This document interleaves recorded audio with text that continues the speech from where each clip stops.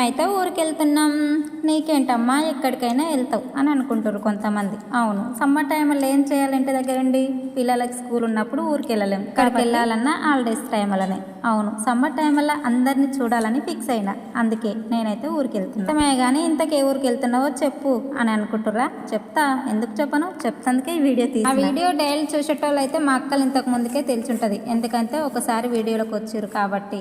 కొత్తగా వచ్చిన వాళ్ళకైతే తెలియదు కాబట్టి చెప్తున్నా. నేనైతే ఇదం పెళ్లికి వచ్చిన. వీళ్ళు మా మేనత్తలు.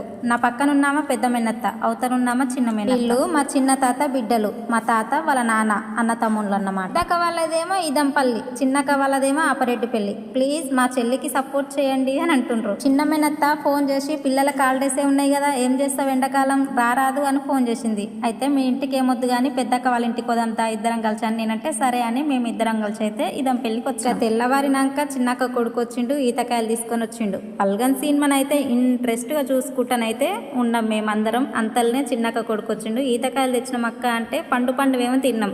రేపన్నా ఎల్లిండన్నా మాగుతుంది అన్నట్టుగా తెచ్చిండంట. చూడండి ఎంత బాగున్నాయి వచ్చినామని. పెద్దక్క బగారేసింది, చికెన్ కూర వేసింది, ఇంకా ఈతకాయలు తినుకుంటానైతే బల్గన్